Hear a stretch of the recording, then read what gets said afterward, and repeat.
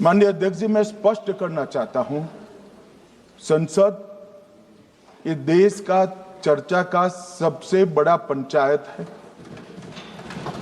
और हम भाजपा वाले, एनडीए वाले चर्चा से कभी नहीं भागते। कोई भी मुद्दा हो, संसद के नियमों के अनुसार चर्चा के लिए हम तैयार रहते हैं। हमने 2 दिन तक विपक्ष के चर्चा करी कि इसको बाद में किया जाए, 2 सत्र बाद में किया जाए, मगर नहीं माने। हमने हाँ भर दी।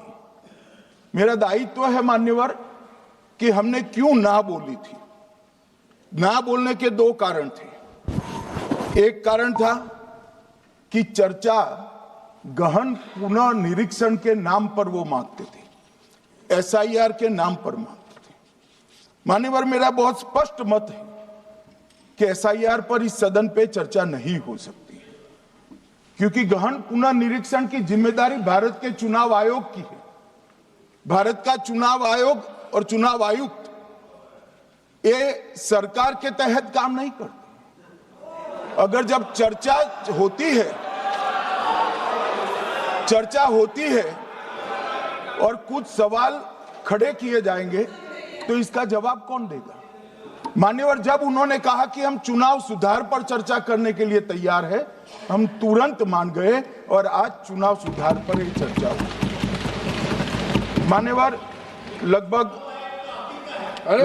63 प्लीज मान्य दादा बीमार हो, मैं समझ रहा हूं, मगर बीमार ज्यादा हो तो घर पे रहा करो, यहां सदन का माहौल मत बिगाड़िए। मान्यवर,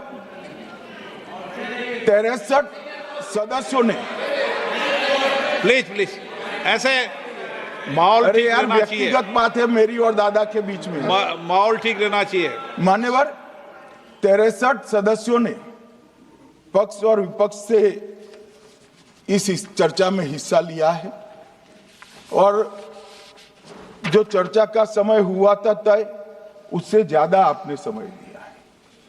इसलिए भी मैं आपका धन्यवाद व्यक्त करना चाहता हूं। मान्यवर, चर्चा तय हुई थी चुनाव सुधारों के लिए, मगर ज्यादातर विपक्ष के सदस्यों ने एसआईआर पर ही चर्चा करी। अब चर्चा इन्होंने जिस तरह से शुरू करी है, जवाब तो मुझे देना पड़ेगा मान्यवर, और मैं मानता हूं उनको सुनना भी चाहिए। मान्यवर, इस एसआईआर पर, गहन पुनर्निरीक्षण पर एक तरफा 4 महीने से झूठ फैलाया और देश की जनता को गुमराह करने का प्रयास किया। और मेरा आग्रह है सदन के पक्ष और विपक्ष के सभी सदस्यों, मैंने एसआईआर की प्रक्रिया का, इससे जुड़े हुए संवैधानिक अनुबंधों का और भूतकाल में जो एसआईआर हुए वो सभी का गहन अभ्यास किया है। मैं आज आपके माध्यम से इस सदन को और सदन के माध्यम से पूरे देश की जनता को जो झूठ विशेषकर कांग्रेस पार्टी द्वारा फैलाया गया है, वो झूठ का मेरे तर्कों के हिसाब से जवाब देना चाहता हूं। आप बेटे बेटे ज्ञान मत दीजिए। मान्यवर, ये देश के संविधान में, मान्यवर, ये देश के संविधान से, संविधान के अनुच्छेदों से चुनाव आयोग की रचना हुई। एक प्रकार से चुनाव आयोग एक संवैधानिक संस्था है। संविधान के अंदर चुनाव आयोग का गठन, उसकी शक्तियां, चुनावी प्रक्रिया, मतदाता की परिभाषा और मतदाता सूची को तैयार करने और उसके सुधारने के लिए की शक्तियां, इसके बारे में स्पष्ट प्रावधान किए गए हैं। और मान्यवर, बड़ी विनम्रता से मैं बताना चाहता हूं के प्रावधान जब किए गए तब हमारी पार्टी बनी ही नहीं थी। हमारी पार्टी के अलावे जो लोग हैं, इन लोगों ने संविधान सभा में चर्चा कर संविधान को बनाया था। इसलिए ये पूरी चुनाव की प्रक्रिया जो संविधान के अंदर व्याख्यायित की गई है और आज जो हो रहा है, ये दोनों के बीच में क्या अंतर है और आरोप क्या है, इसको मैं जवाब देना चाहता हूं। माननीय, फ्री एंड फेयर चुनाव कराने का हमारा संविधान ने जिम्मेदारी चुनाव आयोग की तय की। मतदाता सूची बनाने की और मतदाता सूची में सुधार करने की जिम्मेदारी भी चुनाव आयोग को दी। अनुच्छेद संविधान के भाग 15 में अनुच्छेद 324, इसमें चुनाव आयोग का गठन, चुनाव आयुक्त की नियुक्ति, लोकसभा, राज्यसभा, विधानसभा, उपराष्ट्रपति और राष्ट्रपति, ये सभी चुनाव का संपूर्ण नियंत्रण संविधान ने चुनाव आयुक्त को दिया है। और चुनाव आयुक्त एक से ज्यादा हो तो इलेक्शन कमिश्नर को दिया है। अब 325 जो अनुच्छेद है वो किसी भी पात्र मतदाता को मतदाता सूची से बाहर नहीं रखा जाता, इसका प्रावधान करता है। मगर 326 एक गहन पुनर्निरीक्षण के लिए, SIR के लिए बहुत महत्वपूर्ण है। क्या है 326? मान्यवर, इन्होंने मतदाता की पात्रता, योग्यता और मतदाता होने की शर्तें आर्टिकल 326 में तय की है। और वो शर्तें क्या है? सबसे पहली शर्त है कि मतदाता भारत का नागरिक होना चाहिए, विदेशी नहीं होना चाहिए। ये सबसे पहली शर्त है। और ये कह रहे हैं कि चुनाव आयोग क्यों ये कर रहा है? भाई, इसका दायित्व है, इसलिए कर रहे हैं। दूसरी है 18 साल से ज्यादा आयु का व्यक्ति मतदाता बन सकता है। तीसरा, वैधता का निर्धारण मानसिक असमर्थता, अपराध और भ्रष्टाचार में संलिप्तता के लिए जो कानून ने समय समय पर तय किया है, इसके पर। तो ये 3 पात्रताओं के आधार पर भारत के मतदाता होने की बात तय होती है।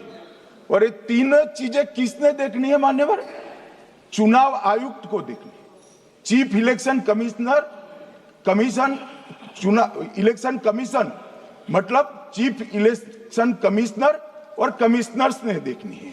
और 327 में मतदाता सूची, सीमांकन, चुनाव संचालन और उसके लिए कानून बनाने की सिफारिश संसद को करने की सत्ता चुनाव आयोग को दी है। कल हमारे सदस्य मनीष तिवारी कहते थे गहन पुनर्निरीक्षण का इनको अधिकार ही नहीं है। आर्टिकल 327 पूर्ण अधिकार देता है कि मतदाता सूची इस व्याख्या के आधार पर बनाने का अधिकार चुनाव आयोग को है। मान्यवर, अब SIR पर ही सवाल उठा दिए। मान्यवर, इन्होंने कहा कि SIR आज क्यों हो रहा है। मैं इनको थोड़ा इतिहास बता, और मान्यवर एक नई फैशन हो गई है, इतिहास बताते हैं तो नाराज हो जाते हैं कि आप इतिहास मत बताइए। अरे भला, कोई भी प्रक्रिया, कोई भी देश, कोई भी समाज इतिहास को छोड़कर कैसे आगे बढ़ सकता है? इतिहास कोई भी समाज का महत्वपूर्ण अंग है। मान्यवर, हमारे लोकतांत्रिक इतिहास की शुरुआत 1952 से हुई। तो सबसे पहला गहन पुनर्निरीक्षण SIR कब हुआ? 1952 में। SIR की क्या जरूरत है वो कहते हैं, इसलिए मैं कहता हूं। तो उस वक्त प्रधानमंत्री कौन थे? जवाहरलाल नेहरू। किस पार्टी से थे? कांग्रेस पार्टी से। दूसरा कब हुआ? 1957 में। फिर जवाहरलाल नेहरू प्रधानमंत्री थे, कांग्रेस पार्टी से थे। तीसरा हुआ 1961 में, उसमें भी जवाहरलाल नेहरू प्रधानमंत्री थे और कांग्रेस पार्टी थे। 65-66 में भी हुआ, एक ही गहन पुनर्निरीक्षण 2 साल में हुआ। उस वक्त भी श्री लाल बहादुर शास्त्री प्रधानमंत्री थे, कांग्रेस पार्टी थे। 83-84 में हुआ, इंदिरा जी थी। 87-89 में हुआ, राजीव गांधी थे। 92-93-95 में हुआ, नरसिम्हा राव थे। 2002 और 3 में हुआ, तब श्री अटल बिहारी वाजपेयी थे। मान्यवर, 2004 में गहन पुनर्निरीक्षण समाप्त हुआ, तब डॉक्टर मनमोहन सिंह जी प्रधानमंत्री थे। तो 2, 3, 4 का एक गहन पुनर्निरीक्षण हुआ, एसआईआर हुआ। उसमें 2 साल एनडीए के प्रधानमंत्री थे, भाजपा के थे, और 1 साल डॉक्टर मनमोहन सिंह। 2004 के बाद सीधा 2025 में गहन पुनर्निरीक्षण हो रहा है, और इस वक्त हम हैं।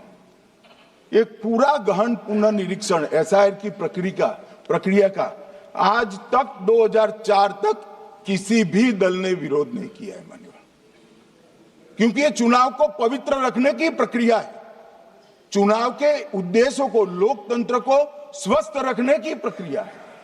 अगर लोकतंत्र में चुनाव जिसके आधार पर होते हैं वो मतदाता सूची ही प्रदूषित है, तो चुनाव कैसे साफ और सुथरे हो सकते हैं? मानो समय समय पर मतदाता सूची का गहन पुनर्निरीक्षण जरूरी है, इसलिए चुनाव आयोग ने फैसला किया कि 2025 में इसको किया जाएगा।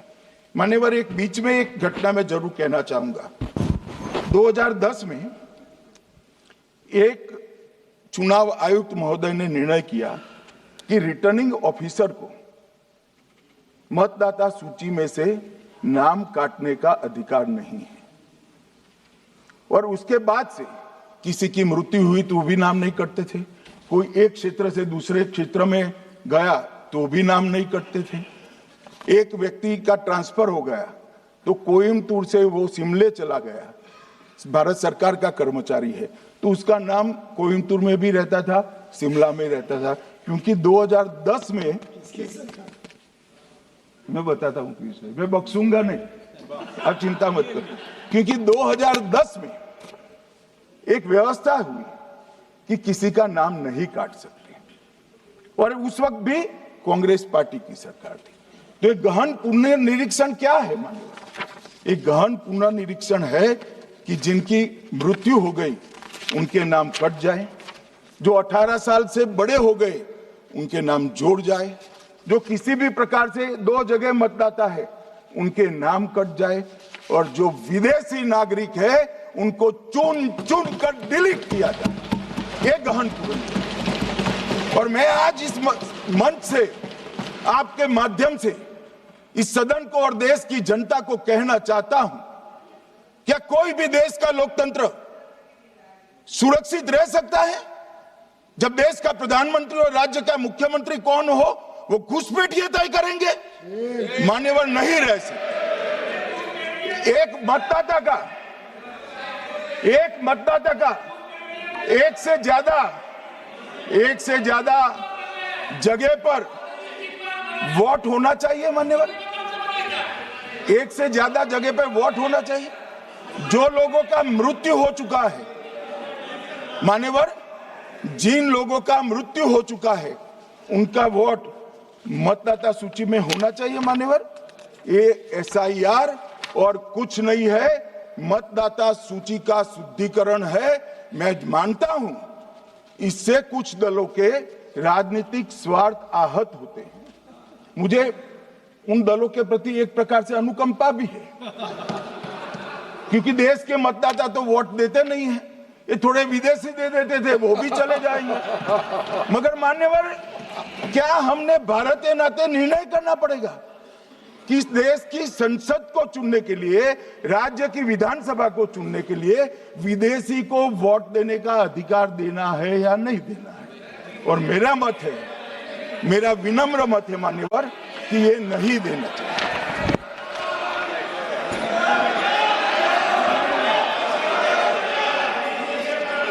दादा बैठ जाइए प्लीज प्लीज। मान्यवर,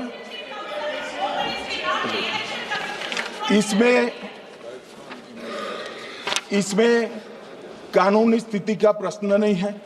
अभी सांसद महोदया बोला कि इलेक्शन कमीशन का अधिकार नहीं है।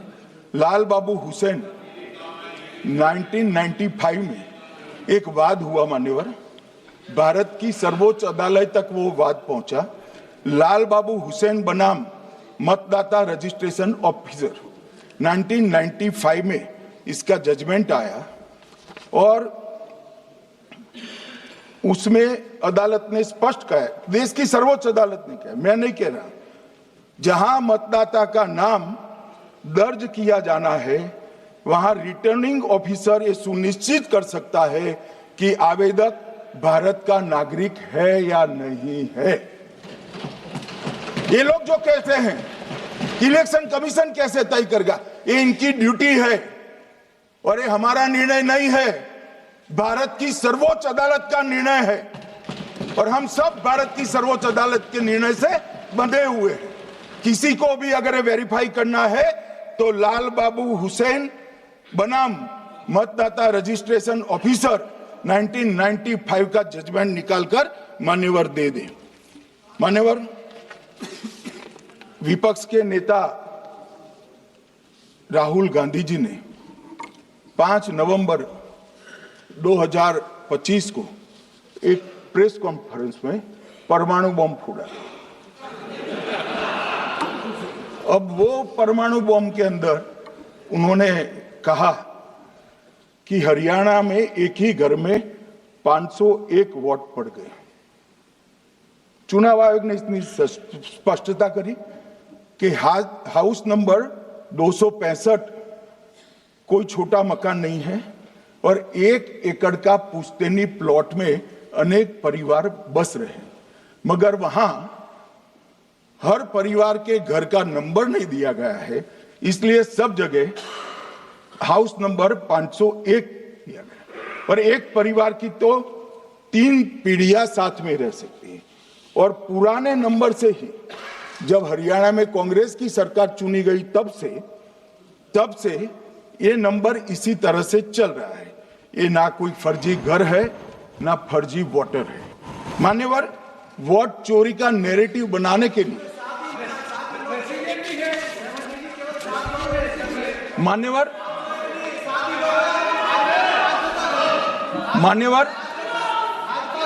बिहार में भी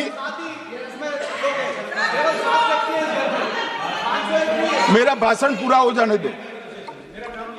नहीं, आप अभी पूरा भाषण नहीं, कई बार नाम आएगा।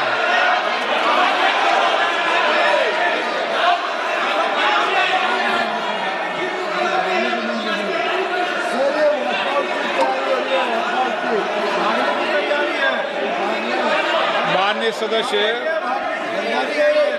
2 मिनट बैठिए, मैं कुछ बोलना चाहता हूं। 2 मिनट बैठिए, मैं एक मिनट। माननीय सदस्य, 1 मिनट। मान्यवर, मेरा विपक्ष के नेता से एक निवेदन है कि 2 मिनट सुन ले मुझे, बाद में उनको बोलने का मौका दीजिए। मान्यवर, 2 मिनट। मान्यवर, मेरा आपसे विनम्र निवेदन है, मैं आधी रात तक बैठने के लिए तैयार हूं, मुझे कोई आपत्ति नहीं। मेरा भाषण समाप्त हो जाए, अरे सुनिए ना भाई, सुनो ना, 2 बड़े बोलते हैं तब बीच में नहीं बोलते। मान्यवर, मेरा भाषण समाप्त हो जाए।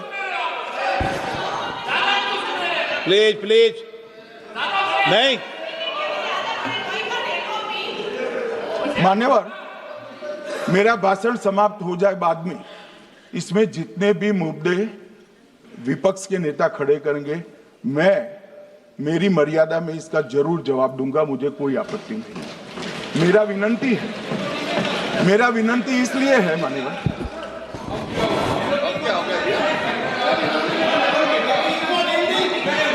एक मिनट, तो उनको पूरी बात करने दें। हाँ। मान्यवर, मेरा विनंती भी, मान्यवर, नो प्लीज डिबेट नहीं करते बेटे। मान्यवर, मेरा विनंती इसलिए है कि शायद वो जो मुद्दा खड़ा करना चाहते हैं उसका जवाब मेरे आगे भाषण में आ जाएगा तो मुद्दा ही नहीं बचेगा। इसलिए मैं कह रहा हूं मुझे पूरा सुन लिया जाए। मान्यवर, बिहार में एक मतदाता की उम्र 34 साल बताई गई, 34 साल की है, इसको 124 साल बताया गया। सच था कि इसमें उम्र 124 बार छपी थी। बाद में मिंता देवी जी ने खुद बताया कि उन्होंने ऑनलाइन आवेदन किया था और वो ऑनलाइन आवेदन करने में गलती हो गई, इसके कारण उम्र 124 बार साल छपी थी। अब इसके आधार पर मतदाता सूची पर प्रश्न कर दिए। सुबोध कुमार नवादा, प्रेस कॉन्फ्रेंस में कहा गया कि एक राजनीतिक दल के बीएलए है, इनका नाम कभी आया ही नहीं, वो भी सच नहीं निकला। रंजू देवी रोहतास, उनको कहा कि एक कार्यकर्ता, उन्होंने बाद में रंजू देवी जी ने स्टेटमेंट दिया, जबरन बुलाकर उनकी वोटर लिस्ट से नाम काट लिया गया, ऐसा आरोप हुआ। तो रंजू देवी ने यही कहा कि कांग्रेस के कार्यकर्ताओं को कहने पर मैंने गलत जानकारी दी थी। मान्यवर, ये जो प्रेस कॉन्फ्रेंस हुई और उसने जिस प्रकार का देश में माहौल बनाया, चलो ये तो मैंने आरोप जो लगाए थे और सत्य क्या है कहा, मगर मैं विपक्ष के नेता ने जो प्रेस कॉन्फ्रेंस में कहा कि मतदाता सूची ठीक नहीं है, इसको सुधार करना चाहिए, तो भाई गहन पुनर्निरीक्षण क्या है, एसआईआर क्या है, मतदाता सूची का सुधार करने की प्रक्रिया है और वो कर रहे हैं तो भी विरोध कर रहे हैं, पुरानी मतदाता सूची कर रहे हैं तो भी विरोध कर रहे हैं। भाई मतदाता सूची पुरानी हो या नहीं, आपका हारना तय है, ये मतदाता सूची से नहीं होता। मान्यवर, उन्होंने कहा, अपने लॉजिक के समर्थन में कहा कि भारतीय जनता पार्टी को कभी एंटी इनकम्बेंसी का सामना नहीं करना पड़ता। मान्यवर, एंटी इनकम्बेंसी इनके खिलाफ होती है जो जनहित के विरुद्ध काम करे। ये बात सही है कि भाजपा को एंटी इनकम्बेंसी का फायदा विरोध बहुत कम करना पड़ता है। हमारी सरकारें बार बार चुनकर आती हैं, चाहे राज्य में है या केंद्र में, परंतु ऐसा नहीं है कि हम 2014 के बाद एक भी चुनाव नहीं हारे। छत्तीसगढ़ में 18 में हारे, राजस्थान में 18 में हारे, मध्य प्रदेश में 18 में हारे, कर्नाटक में भी 14 के बाद हारे, तेलंगाना में हम जीत नहीं पाए, चेन्नई में हम जीत नहीं पाए, बंगाल में भी हम हारे। भाई तो तब तो ये मतदाता सूची बहुत अच्छी होती है, तब से नए कपड़े पहनकर आप शपथ ले लेते हो। उस वक्त मतदाता सूची का विरोध नहीं करते हो, और जब मुंह की पटखनी पड़ती है बिहार की तरह, तब मतदाता सूची का विरोध करते हो। माननीय मेरे दोहरे मापदंड नहीं चलेंगे लोकतंत्र में। जब आप जीतते हो तब चुनाव आयोग महान है, जब आप हारते हो तो चुनाव आयोग निकम्मा है, बीजेपी का कहने पर चलता है। जब आप जीतते हो मतदाता सूची अच्छी है, मतदाता सूची अच्छी है, और जब आप हारते हो तो मतदाता सूची खराब है। मान्यवर, मुझे कोई आपत्ति नहीं, इस प्रकार का भ्रांति फैलाए तो फैलाए, मेरा दायित्व है कि इस देश की जनता को एक ड्यूअल स्टैंडर्ड की जानकारी देना, जो मैं आज इस सदन में खड़े होकर दे रहा हूं। मान्यवर, आगे पर भी मैं इस विषय को कहूंगा, और ढेर सारे आरोपों के मेरे पास जवाब है। जो 3 प्रेस कॉन्फ्रेंस में, एक सादा प्रेस कॉन्फ्रेंस, एक एटम बम वाला प्रेस कॉन्फ्रेंस, एक परमाणु बम वाला, ये तीनों में क्या हुआ, इसके सारे जवाब मेरे पास है। मान्यवर, अब ये कहते हैं कि 2-2 जगह है, 2-2 जगह मतदाता है। मान्यवर, किन किन लोगों के 2-2 जगह मतदाता, मैं इसमें जिनके नाम 2 जगह रजिस्टर्ड है उसका दोष नहीं निकालता मैं, क्योंकि एक जगह से कोई व्यक्ति दूसरी जगह गई तो 2010 के बाद इसको डिलीट करने का अधिकार आरओ के पास से ले लिया गया। इसके कारण ये विसंगतियां खड़ी हुई है। किसके हैं? श्री प्रशांत किशोर जी के 2 जगह मतदाता है, पवन खेरा जी का भी है, तेजस्वी यादव का स्वयं का है, टी सिद्दीकी एनआईसी केरल के नेता का है, मान्यवर संजय सिंह आप पार्टी के नेता के हैं, एक किशोरी पेडनेकर यूबीटी शिवसेना के हैं, इनका भी है। मान्यवर सामान्य गलतियां हैं, क्योंकि एक नियम आ गया, जिसका जब वोट काटने का जिसका अधिकार है उसको रोक लिया गया, तो आरओ वोट काट नहीं सकता था, इसलिए 2 जगह रह गए। अब वही एक गहन पुनर्निरीक्षण से सुधरना है, मगर आप गहन पुनर्निरीक्षण को वोट चोरी कह रहे हो। मान्यवर, वोट चोरी किसको कहते हैं वो मैं बताना चाहता हूं, और हमारे यहां कुछ परिवार ऐसे हैं जो पुश्तैनी वोट चोरी करते हैं। अच्छा बोलिए आप। हाँ बोले आप बोले। हाँ बोले आप बोले। स्पीकर सर, मेरा कल एक सवाल था, जो हिंदुस्तान के इतिहास में पहली बार डिसीजन लिया गया कि इलेक्शन कमिश्नर्स को फुल फुल इम्यूनिटी दी जाएगी। ठीक है, ये है ना, इसका जवाब इसका पीछे मैं खत्म नहीं किया सर। इसके पीछे जो थिंकिंग थी वो हमें सबसे पहले बताएं। ठीक है। दूसरी बात, नहीं हरियाणा की जहां इन्होंने बात की, इन्होंने एक उदाहरण लिया, वहां पर अनेक उदाहरण हैं। वो भी आपने दिया था ना, 19 वो भी आपने दिया था, इसलिए दिया वो भी। 19 लाख वहां पे फेक लोग, वो उदाहरण आपने दिया था, इसलिए उसका जवाब दिया। और ये भी हमें बता दीजिए, actually let us have a debate on my press conference. Let us go, let us have very good idea, let us have a debate on the press conferences. Amit Shah ji, I challenge you to have a debate on the 3 press conferences. Please. ठीक है, बैठ जाए माननीय, please माननीय, आपने बात की थी, प्लीज।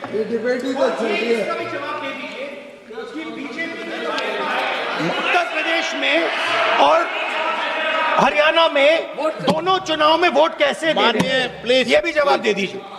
माननीय गृहमंत्री जी। मान्यवर, पहली बात मैं स्पष्ट करना चाहता हूं, मैं 30 साल से विधानसभा और संसद में जनप्रतिनिधि के रूप में चुनकर आता हूं। मुझे लंबा अनुभव है संसदीय प्रणाली का। विपक्ष के नेता महोदय कहते हैं कि पहले मेरी बात का आप जवाब दीजिए, मैं सुनना चाहता हूं। आपकी मुनसफी से संसद नहीं चलेगी, मेरे आप बोलने का क्रम मैं तय करूंगा, इस तरह से नहीं चलेगी संसद। मान्यवर, उनको धैर्य रखना चाहिए, मेरा जवाब सुनने का। इनकी एक बात का जवाब मैं दूंगा, मगर मेरे भाषण का क्रम वो तय नहीं कर सकते, मैं करूंगा, क्योंकि मैं बोल रहा हूं।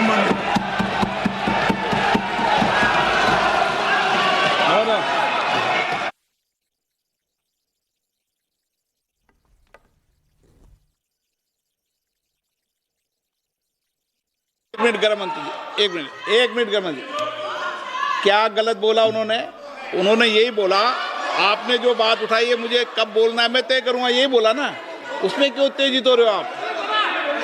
हाँ, आपके 2-2 मिनट में खड़े होने से थोड़ी जवाब देते रहेंगे। नो माननीय गृहमंत्री, नहीं हो, मैं आपको फिर मौका दूंगा, आपको।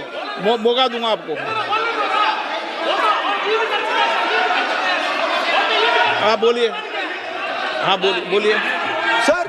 ये बोलिए। आपने अगर अमित शाह जी का रिस्पांस देखा तो ये कंप्लीटली डिफेंसिव रिस्पांस है, ये घबराया हुआ रिस्पांस है, ये डरा हुआ रिस्पांस है। अब सुनिए पूरी बात, प्लीज मानिए। नो, सच्चा रिस्पांस नहीं है। माननीय गृहमंत्री जी, मान्यवर, आपके चेहरे पर बैठो।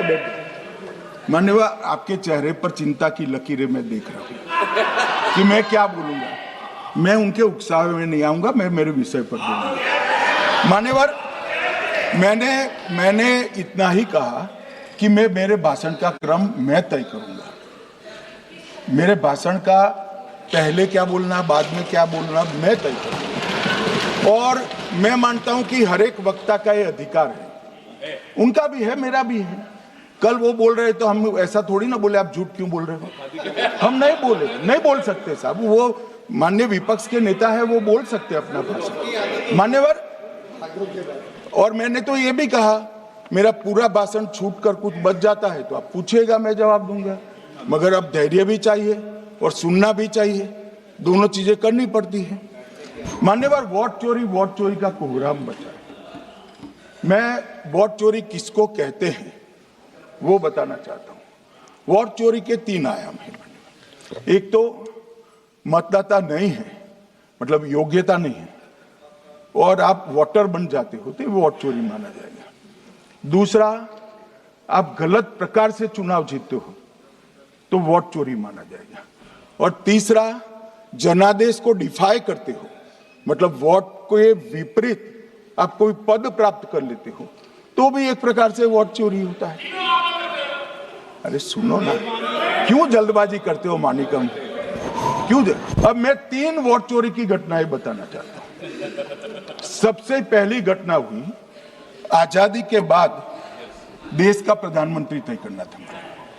तय कौन करना था? तो उस वक्त के जितने प्रांत थे इसके कांग्रेस के अध्यक्षों ने, उनके एक वोट से तय होना था। अब 28 वोट श्री सरदार पटेल को मिले और 2 वोट जवाहरलाल नेहरू जी को मिले।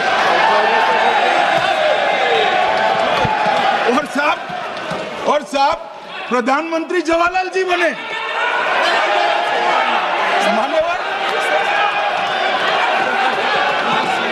मान्यवर,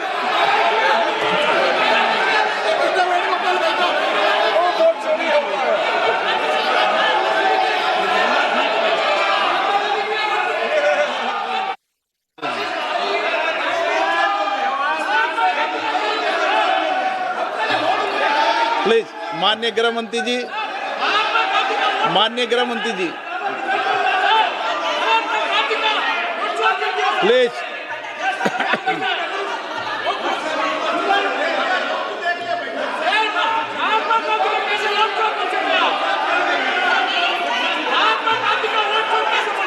बैठो बैठो, बैठिए माने, प्लीज प्लीज प्लीज।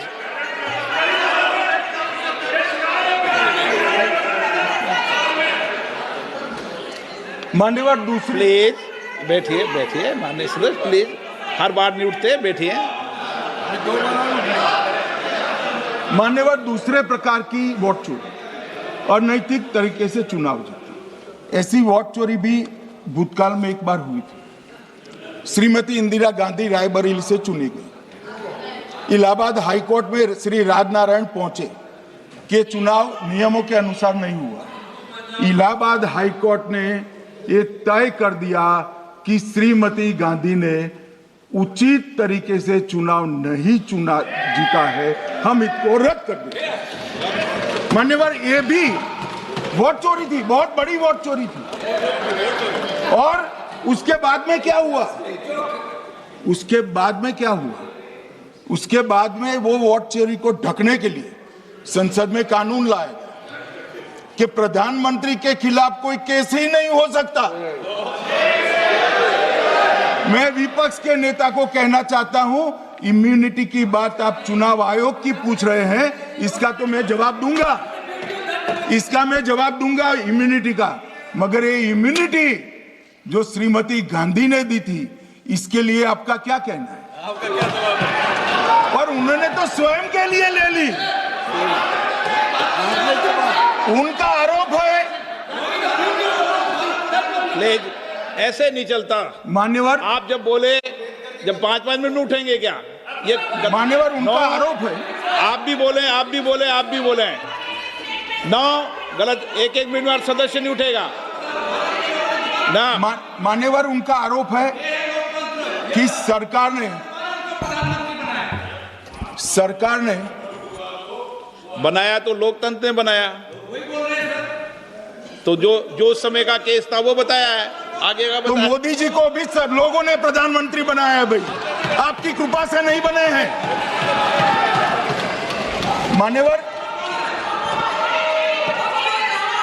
मान्यवर, विपक्ष इस तरह से माननीय तरीका ठीक नहीं है आपका, 2-2 मिनट में उठना।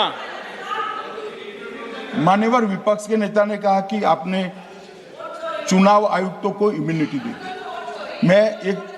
इनका आरोप सत्य नहीं है, मैं इसकी बात बाद में करता हूं, परंतु हमने तो चलो मानो चुनाव आयुक्त को इम्यूनिटी दी, श्रीमती गांधी ने तो अपने आप को इम्यूनिटी दी।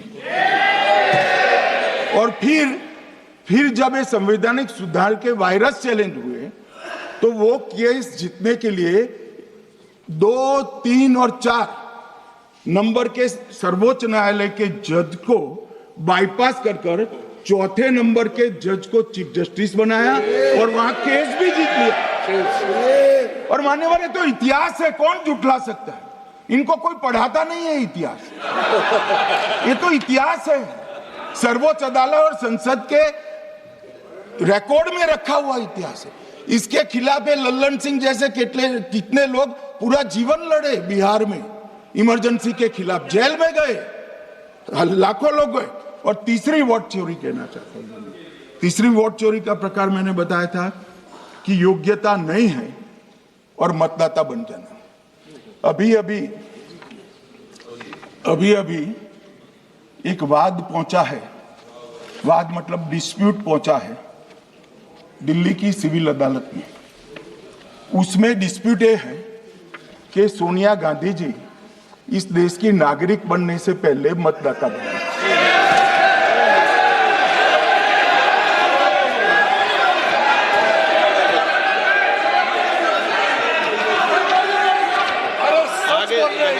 आगे सुनो, बोल क्या रहे, पूरी बात तो सुनो।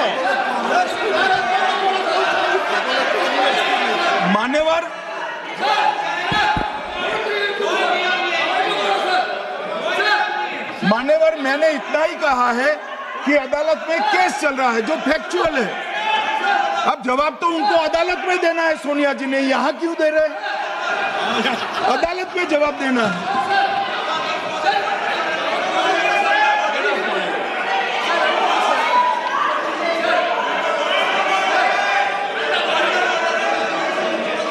बीच के भाषण में पॉइंट ऑफ ऑर्डर नहीं होता। नहीं सर, मुझे याद है जो माननीय सदस्य नहीं है, ये 352 ये रहा, 352 टेबल पे रहता है, मुझे वहां याद है 352। Home Minister is speaking about an issue which is pending in a court. Actually, what happens is, Rosaville court, some senior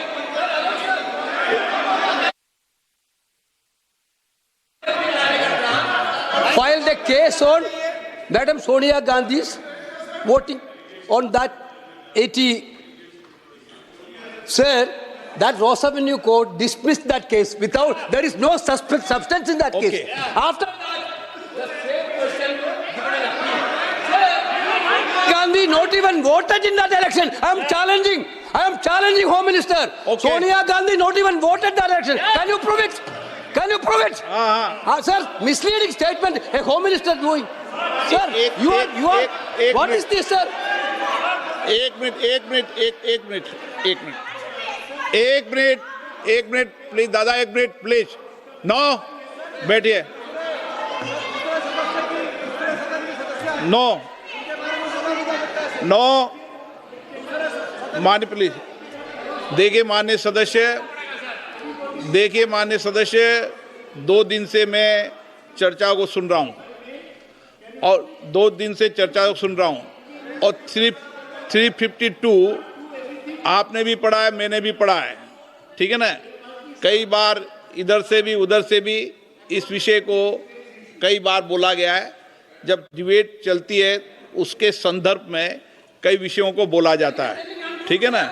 और इसीलिए सुनिए बात, माननीय गृह मंत्री जी ने, आपने आधी बात सुनकर हर 2-2 मिनट में उठने लगोगे, ऐसे चर्चा नहीं होती। आप उनकी पूरी बात को सुनिए, क्या संदर्भ था, उन्होंने कोई फैसला नहीं दिया है, उन्होंने एक जानकारी जो आई है वो जानकारी सदन के पटल पे रखी है। अब मुझे सुनिए तो, अब आपने एक मुद्दा खड़ा किया, मुझे जवाब तो देने दीजिए।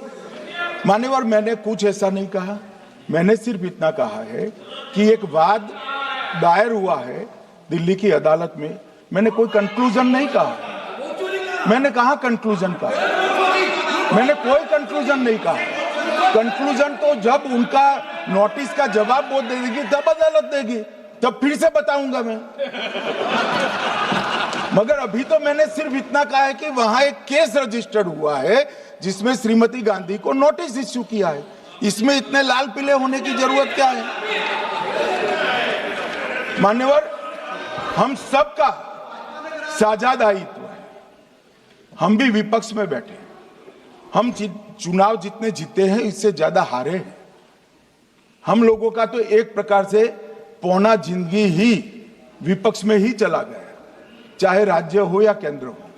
कई चुनाव हमारे, हमने चुनाव आयुक्त और चुनाव आयोग पर कभी आरोप नहीं लगाया। एक नया पैटर्न खड़ा हुआ, एक नया पैटर्न। मैं पूरा वाक्य नहीं बताना चाहता।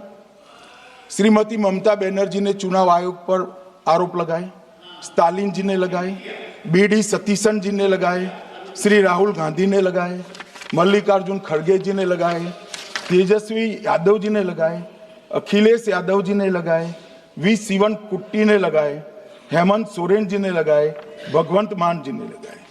अब पहले तो ऐसी परंपरा सिर्फ कांग्रेस पार्टी में थी, मगर संपर्क का दोष कहता होता है साहब, ये सारे इंडिया अलायंस वाले चुनाव आयोग के खिलाफ आए। मान्यवर, चुनाव आयोग एक तटस्थता से चुनाव कराने वाला संस्थान बनाया गया और इसकी मान्यता कोई पॉलिटिकल पार्टी ने नहीं दी। भाग और अनुच्छेदों के तहत हमारे संविधान ने दी और ये संवैधानिक प्रक्रिया है।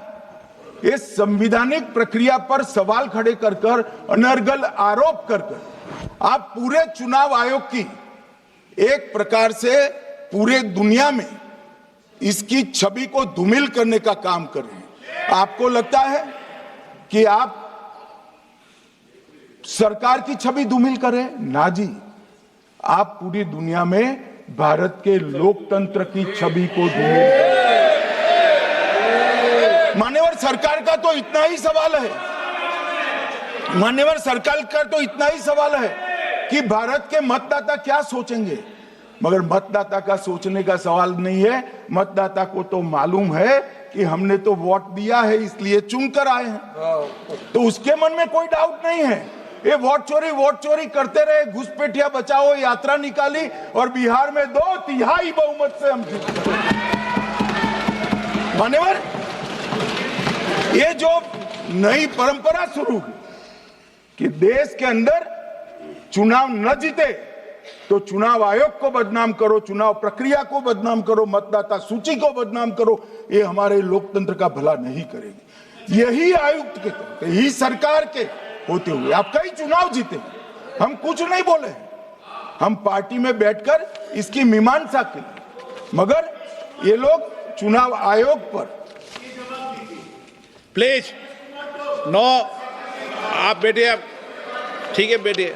माननीय सदस्य प्लीज प्लीज। मान्यवर, मैं थोड़ी स्पष्टता के लिए आंकड़ा देना चाहता हूं। मई 14 में श्रीमान नरेंद्र मोदी इस देश के प्रधानमंत्री बने, तब से उनको आपत्ति है। तो एनडीए क्या क्या जीती?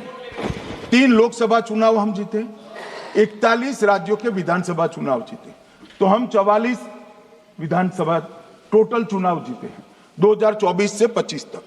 मगर वो भी 30 चुनाव जीते हैं अलग अलग विधानसभा में, 30 जगह पे। अगर मतदाता सूची करेक्ट है तो क्यों शपथ लिया, क्यों चुनाव लड़ा? आप बताइए देश की जनता को। आप लोग यहाँ कैसे पहुंचे? श्री राहुल गांधी जहां से चुनकर आए थे, वो वायनाड की मतदाता सूची में भी मेरी पार्टी ने प्रेस कॉन्फ्रेंस कर इसी प्रकार की डिस्क्रिपेंसी को बताया है। इसका जवाब नहीं देते। हमने अमेठी का भी बताया है, इसका जवाब नहीं देते हैं। मान्यवर, एक चुनाव की मतदाता सूची में जो थोड़ी बहुत गलतियां हैं, उसको वो लोग मुद्दा बनाते हैं चुनाव हारने का। चुनाव हारने का कारण है नहीं, मैं अंत में बताऊंगा क्यों हारते हो चुनाव, मैं बताऊंगा माननीय अंत।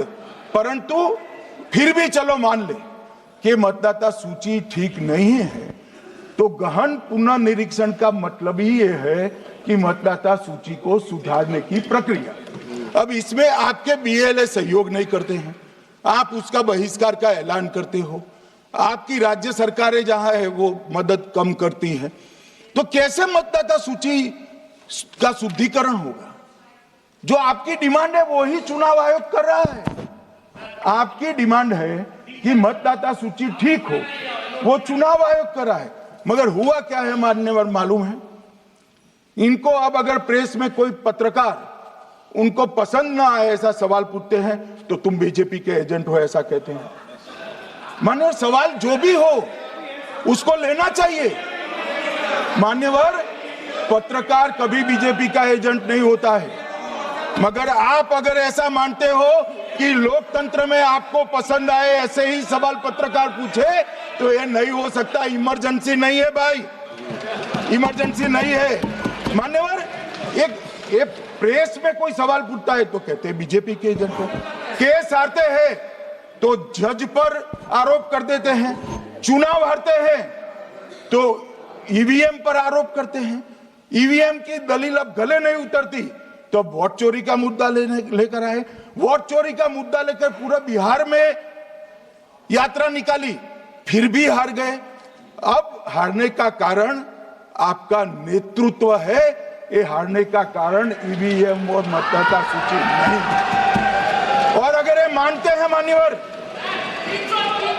अगर ये मानते हैं कि इनको कोई पूछने वाला नहीं है, भगवान करे मैं गलत पड़ जाऊं, कांग्रेस के कार्यकर्ता इनका हिसाब मांगेंगे। एक दिन कांग्रेस के कार्यकर्ता इनका हिसाब मांगेंगे कि इतने चुनाव कैसे हार गए। मान्यवर कोई जज आजादी के इतने साल में नहीं हुआ है मान्यवर कि कोई जज एक जजमेंट दे तो जज के खिलाफ इंपीचमेंट लेकर आते हैं। अपनी वोट बैंक को एड्रेस करने के लिए इंपीचमेंट लेकर आते हैं मान्यवर। और ये सारे ने तो साइन कर दिया, साथ ही साथ उद्धव जी ने भी साइन कर दिया। उद्धव जी जजमेंट क्या है? एक पहाड़ी पर मान्यता है कि हाँ सबसे ऊपर दिया जलाया जाए। मान्यवर एक वोट बैंक को संभालने के लिए एक हाईकोर्ट के जज के सामने इंपीचमेंट लेकर आए हैं। देश की जनता उनको मदद नहीं करे।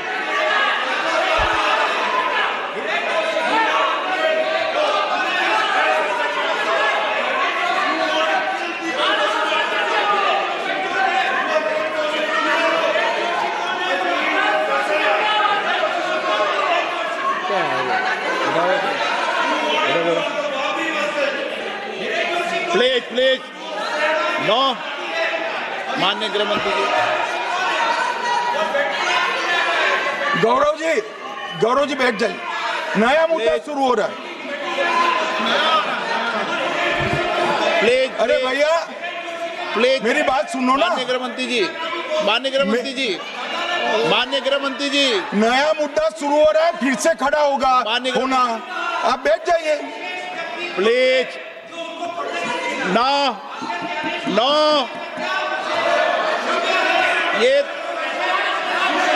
ये तरीका नो। मणिकम जी प्लीज बैठिए। नो, ये तरीका ठीक नहीं है। प्लीज बैठे। हर आपको ज्यादा समस्या है क्या हर 2 मिनट में खड़े होने की? हर 2 मिनट में खड़े होने की समस्या है क्या आपको लोगों? बैठिए, ऐसे नहीं चलेगा। मान्यवर 2014 के बाद अरे दादा ये भी बैठ गया, बैठ जाओ। मान्यवर 2014 के बाद हारने की परंपरा शुरू हुई। हारने की परंपरा शुरू होने के बाद हाँ जीते ही है, मगर हारने की भी परंपरा हुई है। मान्यवर हारने की परंपरा शुरू करने के बाद इन्होंने सबसे पहले ईवीएम को निशाना बनाया। आज मैं आपके माध्यम से सदन को और सदन के माध्यम से देश की जनता को बताना चाहता हूं, ईवीएम कौन लेकर आया इस देश में? मान्यवर, कौन लेकर आया? 15 मार्च 1989 को जब राजीव गांधी इस देश के प्रधानमंत्री थे, तब ईवीएम लाने का कानूनी बदलाव किया गया था। अब राजीव गांधी के ईवीएम के कानून का भी विरोध कर रहे हैं। मान्यवर, इसके बाद में, अरे सुनो ना क्या प्रक्रिया हुई। इसके बाद में ईवीएम के खिलाफ किसी ने याचिका करी। इस देश की सर्वोच्च न्यायालय के 5 जजों ने बैठकर ईवीएम के कानूनी बदलाव को 2002 में उचित ठहराया। मानो राजीव गांधी को भी नहीं मानते, सर्वोच्च अदालत को भी नहीं मानते हैं। फिर 98 में मध्य प्रदेश, राजस्थान और दिल्ली, इसमें सिर्फ 16 विधानसभाओं में इसका ट्रायल लिया गया। कितना केयरफुल है ये भी बताता हूं। हुडा बैठो, ये भी कितना केयरफुली चुनाव आयोग आगे बढ़ा है। मध्य प्रदेश, राजस्थान और दिल्ली, ये राज्यों की सिर्फ 16 विधानसभा में इसका ट्रायल लिया गया। हर प्रकार से चेक कर ईवीएम का उपयोग सबसे पहली बार पूरे देश में 2004 में हुआ। 2004 का महत्व है माननीय, सबसे पहले 2004 में हुआ। पूरे लोकसभा चुनाव हमारे समय में ईवीएम का उपयोग हुआ, लाए राजीव गांधी, वहां से लेकर 2004 तक। और 2004 के चुनाव में कौन जीता भाई? वो जीत गए। उस वक्त ईवीएम की चर्चा बंद। 2009 का चुनाव हुआ, पूरा ईवीएम से हुआ, ये जीत गए, चुप्पी साध ली। 2014 में सब हम जीते तो कौ चालू कर दी। वो सरकार में थे। मान्यवर, ये क्या है? जब कानून आप लाए, मशीन आपने इंट्रोड्यूस किया, चुनाव आप पहला जीते मशीन से, दूसरा चुनाव जीते, मौत से 10 साल राज किया और हार गए तो फिर रोते हैं। मान्यवर, देश की जनता मानती है इसको। और दूसरी बात, जब चुनाव आयोग को भी लगा कि सच्चे झूठे आरोप होते हैं, तो इस पर रिसर्च की एक प्रक्रिया हुई। मानिएगा 5 साल रिसर्च के बाद वीवीपीएटी की इंट्रोडक्शन हुआ। ये वीवीपीएटी क्या है? मैं जब वोट दबाता हूं तो समझ गए दादा, धन्यवाद। मान्यवर, मैं जब वोट दबाता हूं तो मैंने कमल के निशान पर वोट दबाया, तो पास में एक पर्ची निकलती है कि आपका वोट कमल के निशान पर रजिस्टर हो गया है। फिर भी आरोप हुए कि पर्ची और ये 2 अलग होते हैं। तो चुनाव आयोग ने निर्णय किया कि 5% ईवीएम और वीवीपैट के परिणाम कंपेयर होंगे।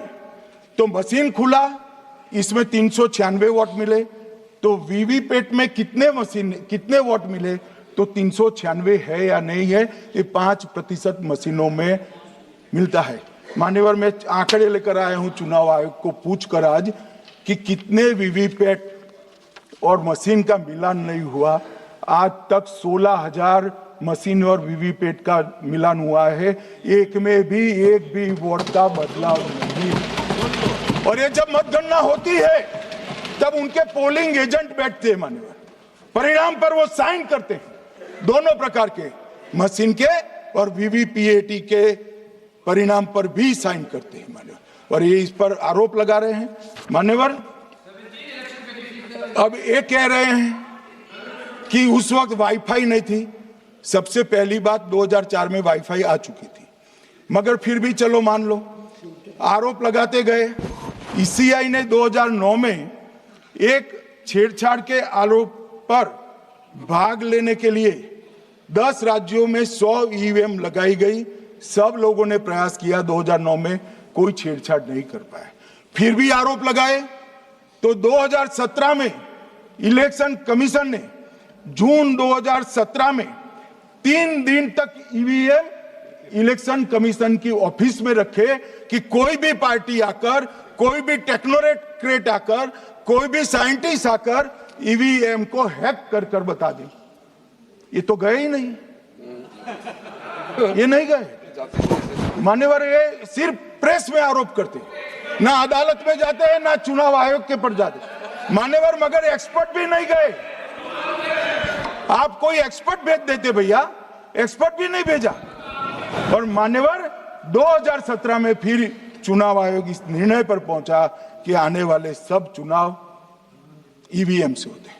अब चुनाव आयोग ने तो निर्णय कर दिया, मगर मैं भी साहब थोड़ा ज्यादा सोचता हूं। तो मैंने सोचा साला ये चुनाव आयोग कहता है कुछ नहीं हो रहा है, कुछ नहीं हो रहा है, तो ये लोग आरोप क्यों लगा रहे हैं? गलती से भी करा सब। मान्यवर, मेरे शब्द कोई ऐसे हो तो काट दीजिए। काट दिया राहुल जी। मान्यवर, मैंने सोचा कि भाई कुछ गलती नहीं है, मान्यवर कोई गलती नहीं है, तो ये लोग विरोध क्यों कर रहे हैं? फिर मुझे याद आया कि मान्यवर, जब इनके जमाने में चुनाव होते थे, बिहार और यूपी में सरकारें बनाती होती थी, पूरे के पूरे वोट के बक्से हाईजैक कर लिए जाते। ईवीएम आने से ये बंद हो गया, ईवीएम आने से बंद हो गया।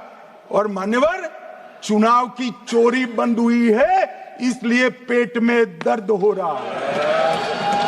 ईवीएम का दोष नहीं है, चुनाव जीतने का तरीका जनादेश नहीं था, करप्ट प्रैक्टिसेस थी, इसके कारण चुनाव जीतते थे। अब आज ये पूरे एक्सपोज हो चुके हैं। जब जनादेश पर चुनाव होता है तो आप जीत सकते हो, जीतो, स्वागत है उसका, मगर जब हारते हो तो अन्य कारण बताना, जैसे पहले मैंने कहा, ऐसा बताना ये ठीक नहीं है। मान्यवर, कल मैंने लीडर ऑपोजिशन का भाषण स्वयं यहां बैठकर सुना है। पूरा भाषण उनका धागों में उलझ गया, थ्रेड्स में उलझ गया। मान्यवर, ये कहते हैं पीएम का शेड्यूल देखकर चुनाव आयोग चुनाव तय करता है। मेरा सभी सांसद महोदय से करबद्ध निवेदन है कि चुनाव होने के पहले के 1 महीने पीएम का शेड्यूल, और पीएम को लगभग 24 और 16 कितना होता है, 40 महीना हो गया। इसमें से किसी भी 1 महीने का शेड्यूल दिखाओ। पीएम की गति ही इतनी है, कोई भी महीना उठाओगे तो इतने ही प्रवास करते हैं। मानवर, इसको चुनाव का कोई लेन देन नहीं है। हमारे प्रधानमंत्री जनसंपर्क में आजादी के बाद सबसे ज्यादा प्रवास करने वाला प्रधानमंत्री। और मैं जानता हूं साहब, मैं जानता हूं नरेंद्र मोदी जी को 2001 से मैं बता सकता हूं, एक भी दिन की छुट्टी नहीं, एक भी वैकेशन नहीं, लगातार जनता का काम करना। मैंने कभी नहीं देखा उनको वैकेशन में। कई बार इनका अनुकरण करने का प्रयास करते हैं तो बीपी बढ़ जाता है। इतना ये फिर रूठ जाएंगे प्लीज। मान्यवर, ये पूरी चर्चा चुनाव सुधार पर थी। मैंने आज ये भी जांच करा,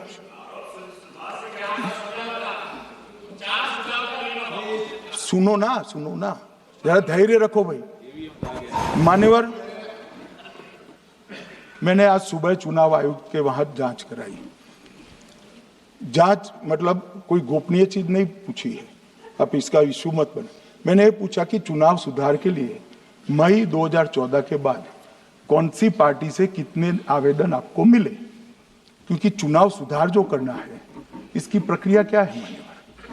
चुनाव सुधार सभी राजनीतिक दलों के साथ चर्चा कर चुनाव आयोग भारत सरकार के विधि मंत्रालय को भेजता है और विधि मंत्रालय इसका कानून बनाकर संसद के सामने रखता है। ये प्रक्रिया है।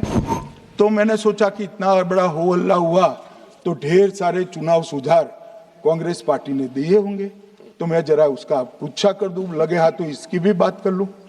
इसमें गोपनीय क्या है? तो मैंने पूछा तो साहब मुझे एक रहस्य मालूम पड़ा कि आज तक मई 2014 से चुनाव आयोग को एक भी चुनाव सुधार का सुझाव कांग्रेस पार्टी से नहीं मिला। मान्यवर,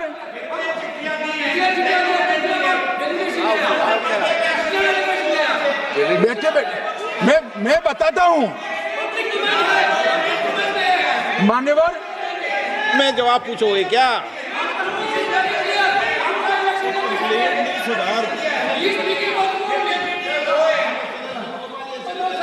आप भी बोले, हर बोलने पर एक एक बार उठेंगे क्या? हर चीज का जवाब पूछेंगे क्या आप? नो, ये तरीका ठीक नहीं है। नो,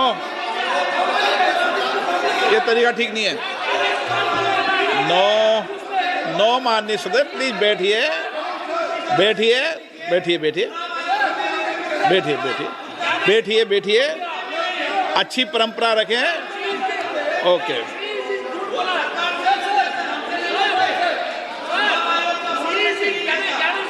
नो नो प्लीज, हर 2 मिनट नहीं उठते। अच्छी है, नो ऐसी, नो प्लीज बैठिए, आप प्लीज बैठिए, प्लीज बैठिए, प्लीज बैठिए, सुनिए प्लीज, प्लीज बैठिए। माननीय सदस्यगण, ये कभी परंपरा नहीं रही कि सत्ता पक्ष और प्रतिपक्ष का कोई भी माननीय सदस्य कभी बोल रहा हो तो हर विषय पर बैठे बैठे टिप्पणी करना या हर विषय पर खड़े होकर सवाल पूछना, ये परंपरा कभी नहीं रही। आपने भी भाषण दिया आज, आपको कोई ने बीच में उठ के पूछा कोई ने? माननीय गृह मंत्री जी, अच्छी परंपराएं लागू करो, अच्छी तरह चलाएं सदन। मैं मेरे स्टेटमेंट पर कायम हूं। नरेंद्र मोदी सरकार बनने के बाद आज तक कांग्रेस पार्टी ने चुनाव आयोग को एक भी चुनाव सुधार का प्रपोजल नहीं दिया। मान्यवर, ये कई बार मिलने गए हैं, मैंने उनका प्रेस कॉन्फ्रेंस भी देखा है। उनका प्रेस कॉन्फ्रेंस था चुनाव प्रक्रिया के अंदर उनका जो डिस्प्यूट है वो ऑनगोइंग इलेक्शन में इसको रजू करने का। चुनाव सुधार जो होता है, चुनाव के पहले चुनाव के नियम जो तय होते हैं, इसके लिए सभी दलों को बाकायदा पत्र लिखा जाता है और कोई मांगे तो उसको समय भी देना पड़ता है। ये दो अलग चीजें। माननीय गृह मंत्री, मान्यवर, 1 मिनट गृह मंत्री। माननीय सदस्यगण, सदन का समय माननीय गृह मंत्री जी के वक्तव्य की समाप्ति तक बढ़ाया जाता है। माननीय गृह मंत्री जी। मान्यवर, कर विपक्ष के नेता ने 3 सवाल पूछे थे और 4 सुझाव दिए थे। पहला सवाल था मुख्य न्यायाधीश को चुनाव आयोग चयन समिति से बाहर क्यों निकाला गया, पहला सवाल था। दूसरा सवाल था दिसंबर 2003 में कानून बदलकर चुनाव आयोग को पूर्ण प्रतिरक्षा क्यों दी गई। और तीसरा शार्प क्वेश्चन था सीसीटीवी फुटेज 45 दिन में नष्ट करने का कानून क्यों लाए। कानून नहीं लाए हैं, सर्कुलर चुनाव आयोग ने इश्यू किया है, मगर ठीक है, हार्द में समझ रहा हूं, ये क्यों कर रहे हैं। ये 3 इसके जवाब थे। मान्यवर, मैं इसमें से सबसे पहले सवाल का जवाब देना चाहता हूं। मान्यवर, मुझे पूरा सुनकर जरा आप आपत्ति लीजिएगा, क्योंकि मैं बताऊंगा तो पास से ही, मगर वर्तमान का भी जवाब दूंगा। मान्यवर, 73 वर्ष तक इस देश में चुनाव आयोग की नियुक्ति का कोई कानून ही नहीं था। माननीय सभी सदस्य ध्यान से मुझे सुने, 73 साल तक इस देश में चुनाव आयोग की नियुक्ति का कोई कानून नहीं था। नियुक्ति प्रधानमंत्री सीधी कर देते थे। और मान्यवर, मैं आज ये पूरे देश को बताना चाहता हूं कि टोटल अब तक जितने चुनाव आयुक्त हुए और जितने मुख्य चुनाव आयुक्त और चुनाव आयुक्त ये सभी इसी प्रकार से हुए। अब 2003 के कानून पर मैं बाद में आता हूं। 1950 से 1989 चुनाव आयोग एक सदस्यीय था। प्रावधान क्या था? कोई कानून नहीं था। प्रधानमंत्री जी फाइल भेजते थे राष्ट्रपति जी को और राष्ट्रपति जी नोटिफिकेशन बाहर नहीं करते। तो भाई उस वक्त बरोबर चुनाव था, सबसे अच्छा था। नहीं, मैं ये नहीं पूछता नियुक्ति की प्रक्रिया। मान्यवर, पूरा उनका 55 साल प्रधानमंत्री जी ने ही चुनाव आयुक्त को नियुक्त किया, तब तक कोई सवाल नहीं था। और नरेंद्र मोदी करते हैं तो उन पर सवाल उठाते हैं, मगर हमने तो ऐसा भी नहीं किया मान्यवर। फिर 89 से 91 जब 89 में चुनाव आयुक्त उनकी सुनते नहीं थे तो पहली बार उस पर ब्रेक लगाने के लिए चुनाव आयोग को बहुसदस्यीय बनाया गया। ये बिहार के चुनाव के कारण ही हुआ, परंतु वो भी प्रधानमंत्री की फाइल से ही अपॉइंट होते हैं। और मान्यवर 21 चुनाव आयुक्त, कमिश्नर और मुख्य चुनाव और 8, 21 और 29 इस प्रकार से हुए जिसमें कोई प्रधानमंत्री जी ही रखते थे। कांग्रेस पार्टी ने ही यह परंपरा बनाई थी, कानून भी कांग्रेस पार्टी ने बनाया था। मगर आज आरोप करना है इसलिए आपने चुनाव चोरी कर लिया, चुनाव चोरी कर लिया, चुनाव चोरी के कहने से कुछ नहीं होता। जनता हमको सुनती है भाई, और हम जवाब भी देते हैं। मान्यवर, ये 50 से लेकर 2023 तक कोई कानून नहीं। बाद में 2023 में एक अनूप बरनवाल बनाम भारत सरकार मुकदमा हुआ। उसमें सुप्रीम कोर्ट ने कहा कि भाई चुनाव आयुक्त की नियुक्ति थोड़ी पारदर्शी होनी चाहिए। सुझावी था, ऑर्डर नहीं था। हमारे सॉलिसिटर जनरल ने वहां कंसेंट दी तो उन्होंने कहा कि भाई हमें कानून बनाने में थोड़ी देर लगेगी और हमें इस पर कंसल्टेशन भी करना पड़ेगा, चुनाव आयोग से भी करना पड़ेगा। तो उन्होंने कहा ठीक है, अगर आप सहमत हैं, मैं जजमेंट और आर्गुमेंट पढ़कर अगर आप सहमत हैं तो जब तक कानून नहीं बनता चीफ जस्टिस ऑफ इंडिया की अध्यक्षता में एक कमेटी बने और प्रधानमंत्री और विपक्ष के नेता इसके मेंबर। हमें कोई आपत्ति नहीं थी, हमने हाँ बोला साहब। और विपक्ष के नेता भी थे, प्रधानमंत्री थे और सीजे। 2023 में कानून बन गया। कानून क्या बना? विपक्ष के नेता, प्रधानमंत्री तय करेंगे, वो एक मंत्री और स्वयं प्रधानमंत्री, ये 3 लोग बैठकर चर्चा कर मेरिट्स में चुनाव आयुक्त और मुख्य चुनाव आयुक्त की नियुक्ति करेंगे। मान्यवर, हमारे टाइम में तो और पारदर्शी। ये कह रहे हैं हमारा तो 33% ही हिस्सा है। भाई 33% तो है ना, हमारा तो हिस्सा ही नहीं था। और मान्यवर, मैं रिकॉर्ड से बताता हूं, 2012 में सीयूसी की नियुक्ति होनी थी। अडवाणी जी ने सुझाव दिया लिखकर कि एक प्रणाली बना जाए, नहीं बनाया और BS संपत जी को सीधा चुनाव आयुक्त बना दिया। उसके बाद में भी एक व्यक्ति कैसे है इसकी चर्चा है। नवीन चावला, जिसको आपातकाल की भूमिका पर शाह आयोग ने कहा था ये निष्पक्ष नहीं है, उनको मुख्य चुनाव आयुक्त बना दिया। जबकि मुख्य चुनाव आयुक्त गोपाल स्वामी ने इनके खिलाफ पक्षपात के सबूत भी भेजे, खारिज कर दिया। मान्यवर, सुने नहीं। हमारे समय में ऐसा कभी नहीं हुआ है। हमारे समय पर विरोध होता है मगर पक्षपात के सबूत किसने नहीं दिए हैं। और भाई, जहां तक 66% और 33% का सवाल है, आप कह रहे हो कि वहां 2 लोग होते हैं और आप एक होते हैं, ये तो हम तय नहीं करते हैं। 140 करोड़ की जनता तय करती है कौन 66 होगा और कौन 33। यहां कौन बैठेगा वो तो 140 करोड़ लोग तय करते हैं। वो आपके लिए तय करोगे तो आप 66 हो जाओगे, मगर आप तो 100 रख कर गए थे, हमने उसको 33 दे दिया। मान्यवर, ये क्या सवाल उठाते? और वो समझते हैं कि मैं बोलता हूं तो बस ये ब्रह्म वाक्य होगा। ऐसे नहीं होता है मान्यवर, हर चीज के तर्क होते हैं। इनका जो भाषण तैयार करते हैं वो भी ठीक से नहीं करते, रिसर्च नहीं करते। मान्यवर, इन्होंने सीसीटीवी फुटेज 45 दिन में इलेक्शन कमीशन ने नष्ट करने का निर्णय किया, इस पर आपत्ति उठाई।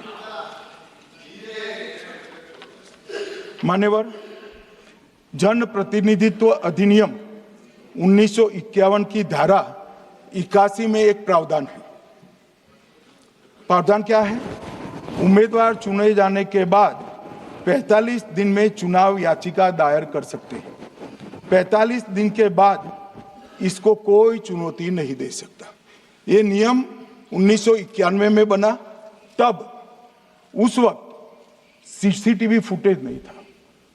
सीसीटीवी फुटेज बाद में चुनाव आयोग ने एक सर्कुलर से रूल्स में बदलाव कर ऐड किया। अब किया क्या है चुनाव आयोग ने?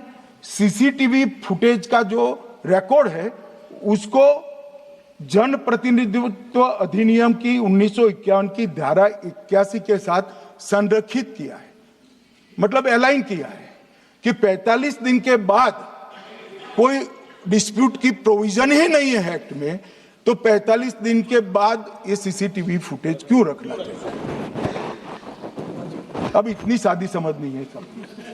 मैं क्या कर सकता हूं? सब समझ के कोई इंजेक्शन नहीं होते जो भ्रम से दे दिया। मान्यवर, ये धारा 81 1951 से है, मगर पहले पर्चियों से होते थे तो पर्ची के लिए थी। अब सीसीटीवी फुटेज का कैमरा आ गया तो सीसीटीवी फुटेज ऐड कर दिया। मान्यवर, उन्होंने कहा, और इस वक्त जब सीसीटीवी फुटेज जब प्रक्रिया में ऐड किया, तब स्पष्ट चुनाव आयोग ने कहा था कि सीसीटीवी रिकॉर्डिंग संवैधानिक दस्तावेज नहीं है, ये आंतरिक प्रबंधन है। किस चीज का आंतरिक प्रबंधन? कि चुनाव सीज होने के बाद कोई पुनः मतदान की अर्जी करता है कि भाई ये मतदान मथक में चुनाव ठीक नहीं हुआ, तो चुनाव आयोग जो निर्णय करता है वो सीसीटीवी फुटेज के आधार पर करता है। पहले मौखिक करता था, टेक्नोलॉजी आई, सीसीटीवी फुटेज स्वीकार कर लिया। अब ये आंतरिक प्रबंधन के लिए है मान्यवर। फिर भी चुनाव आयोग का जो निर्णय मैं बताता हूं, उन्होंने कहा सामान्य जनता को एक्सेस होना चाहिए। रूल्स बनाया गया है, सामान्य व्यक्ति सीसीटीवी फुटेज उच्च न्यायालय में जाकर 45 दिन के अंदर ऑर्डर करा सकता है। अब ये कहेंगे 45 दिन में जजमेंट नहीं आएगा, मगर उच्च न्यायालय इतना ऑर्डर कर सकता है कि सीसीटीवी फुटेज आप डिस्ट्रॉय मत करना। मान्यवर, राजनीतिक दलों को एक्सेस देने का उन्होंने प्रावधान करा है, तो वो चुनाव को चैलेंज करे राजनीतिक दल 45 दिन के अंदर। ऑटोमेटिक जो चुनाव चैलेंज होता है मान्यवर, उसका सीसीटीवी फुटेज नियमों से हम चुनाव आयोग रिजर्व कर देता है। मान्यवर, ये प्रक्रिया कुछ पढ़ते नहीं। इसके बाद पॉलिटिकल एजेंटों को एक्सेस होनी चाहिए। पॉलिटिकल एजेंट भी मान्यवर हाईकोर्ट से इसको प्राप्त कर सकता है। अब करते कुछ नहीं, एक भी ना हाईकोर्ट में अर्जी करी, ना चुनाव आयोग में करी, और सीसीटीवी फुटेज का बहाना लेकर बोलने लगे। अब इतने लाखों बूथों का सीसीटीवी फुटेज हर नागरिक मांगने लगा कोई कारण के बगैर, तो किस प्रकार से चुनाव आयोग दे सकते हैं? किस प्रकार से दे सकते हैं? यहां हुआ क्या है, सब प्राप्त करना चाहते हैं वो प्रेस कॉन्फ्रेंस करना। उनको लगता है कि मेरी प्रेस कॉन्फ्रेंस ये संवैधानिक प्रावधान के तहत होती है। ऐसा नहीं होता है। वे प्रेस कॉन्फ्रेंस जो करते हो जिन मुद्दों का, इसकी लीक कर अर्जी दे दो, टपक से मिल जाएगी सारी दिख, मगर अर्जी नहीं करते, कोर्ट में नहीं जाते हैं, चुनाव आयोग में नहीं जाते हैं, और चुनाव चोरी हो गया, चुनाव चोरी हो गया, चुनाव चोरी हो गया करते। मान्यवर, ऐसे नहीं चलेगा। इस देश को, लोकतंत्र को आप धूमिल नहीं कर सकते, और सबने सीखना चाहिए, और भाषण ढंग से तैयार करने का भी सीखना चाहिए। मान्यवर,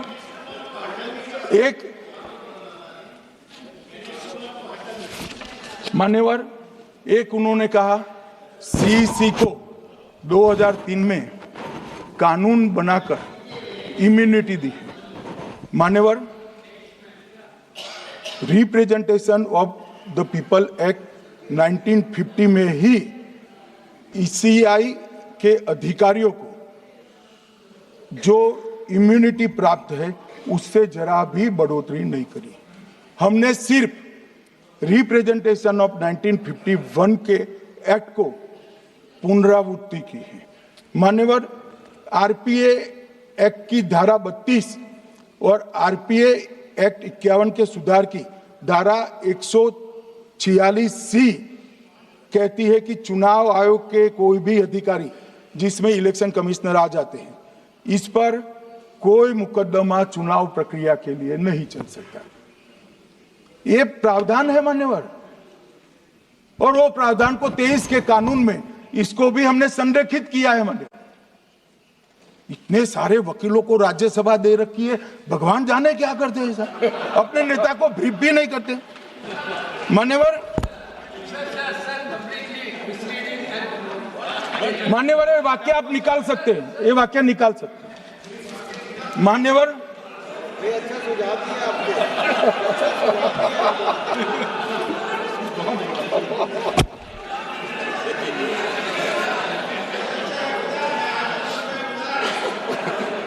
मान्यवर, फिर ये सब हो रहा कल देर रात को मान्यवर मैं मेरा भाषण तैयार कर लूं, तो मैंने अपने आप को पूछा कि ये सब इतना स्पष्ट है तो ये मुद्दा क्यों उठा रहे। मेरी समझ में अगर इतना पढ़कर आता है तो उन्होंने भी तो पढ़ा होगा। ये मुद्दा क्यों उठा रहे? मूल मुद्दा है अवैध घुसपैठियों को मतदाता सूची में रखने। इन लोगों ने मान्यवर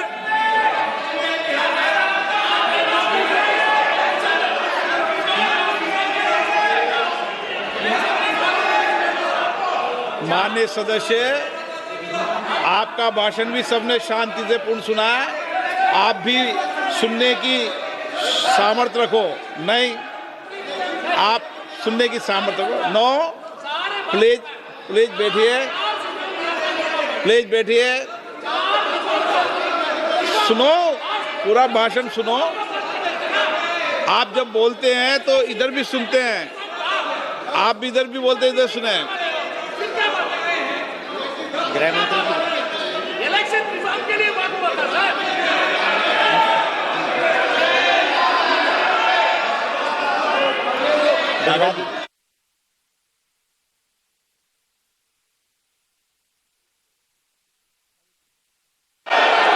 माननीय सदस्य, आप जब बोलते हैं तो इधर भी सुनते हैं, पूरे सुनने की क्षमता रखो। सर, ये लोग डर गए हैं, जवाब नहीं सुन सकते हैं। इतना दिनों से देश के सामने में झूठ फैला करके इन्होंने गुमराह करके चर्चा मंगा। आज गृह मंत्री जी एक बात का जवाब दे रहे हैं, ये भाग गए, डर गए, सुन भी नहीं सकते। अगर ये सुन नहीं सकते हैं, इतना दिनों से संसद का समय बर्बाद क्यों किया? अगर सच्चाई नहीं सुन सकते तो इतना दिनों तक सरकार पर संसद का समय लोगों को भ्रम फैला करके क्यों समय बर्बाद किया? ये दिखा रहे, हमको मालूम था ये भागने वाले हैं। सच्चाई को सुनना चाहिए, सच्चाई को सुनना चाहिए। और जब सच्चाई सामने में आया तो डर गए, सुनने का कैपेसिटी तक नहीं है और इतना गुमराह किया। पिछले सेशन का पार्लियामेंट सेशन इन्होंने तबाही किया, मॉनसून सेशन को भी इन्होंने बर्बाद किया इसी मुद्दे पर, और ये हमारे शीतकालीन समय को भी इन्होंने 2 दिन बर्बाद किया। आज बारीकी से जब बता रहे थे ये लोग भाग गए, ये तो ठीक नहीं है।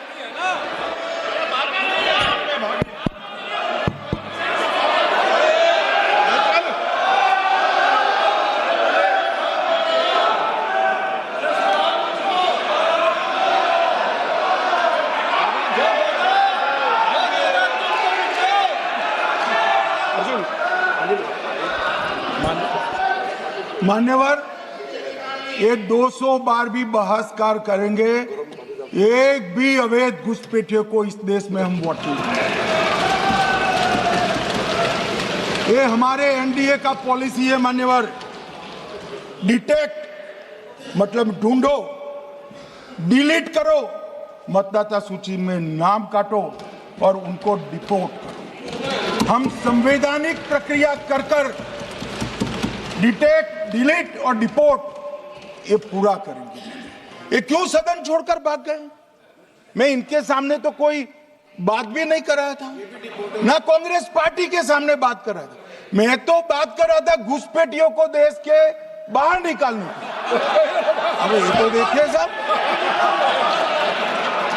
अगर मैंने इतने सारे आरोप करे श्री जवाहरलाल नेहरू पर, इंदिरा गांधी पर, इनके पिताजी पर, सोनिया जी पर, तब भागते तो लाजिम था। ये घुसपैठियों को लिए भाग गए क्योंकि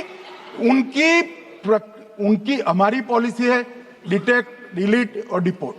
उनकी पॉलिसी है नॉर्मलाइज कर दो घुसपैठ को, उसके बाद में मान्यता प्रदान कर दो और चुनाव में मतदाता सूची में डालकर फॉर्मलाइज कर दो।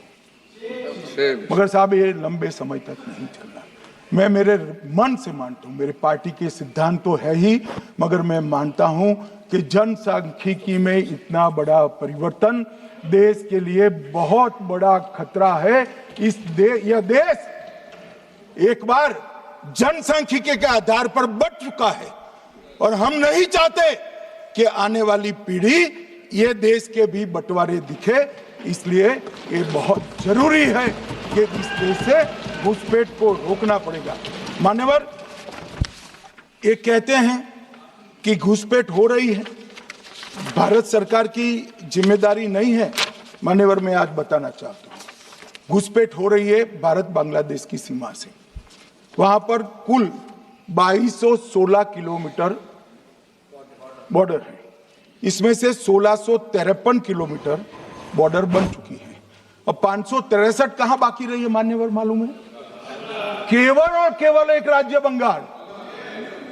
आसाम का पूरा हो गया, मेघालय का पूरा हो गया, त्रिपुरा का पूरा हो गया, जम्मू कश्मीर का पूरा हो गया, पंजाब का पूरा हो गया, राजस्थान का पूरा हो गया, गुजरात का पूरा हो गया, खाली बंगाल का बाकी रखा। और मैं आज कहना चाहता हूं टीएमसी के लोगों को भी, ये राहुल जी के साथ में रहकर घुसपैठिया बचाओ यात्रा बिहार में निकली, साफ हो गए। आप भी घुसपैठियों को बचाओगे तो वहां भारतीय जनता पार्टी का विजय तय। मान्यवर, ये कहते हैं कि घुसपैठ क्यों हो रही? आप बॉर्डर नहीं बनाने देते, फेंसिंग नहीं करने दोगे, घुसपैठ नहीं होगी। फिर भी चलो, मैं पूछना चाहता हूं कि घुसपैठ होकर सबसे पहले घुसपैठिया कहां आता है? कहां आता है? तो गांव में आता है। पटवारी को मालूम नहीं पड़ता, गांव के थाने वाले को मालूम नहीं पड़ता। इसकी मतदाता सूची में नाम डालने के लिए आधार कार्ड कहां बनता है? वहीं बनता है। उसका राशन कार्ड कहां बनता है? बंगाल में बनता है। और मतदाता सूची में कौन सी मतदाता सूची में ऐड होता है? तो बंगाल में होते। आपकी कोई जिम्मेदारी नहीं है। मान्यवर, ये देश के भविष्य और सुरक्षा के साथ खिलवाड़ कर रहे। कभी कभार चुनाव तो जीत जाओगे घुसपैठियों के आधार पर, परंतु इस देश की सुरक्षा को आप ताक पर रखो। मैं आज कहना चाहता हूं मान्यवर, बिहार की जनता ने एक बहुत महान फैसला किया है घुसपैठिया बचाओ यात्रा के खिलाफ जनादेश दिया। और बंगाल भी ये करने जा रहा है मान्यवर, आने वाले दिनों में करेंगे, उनको मालूम नहीं।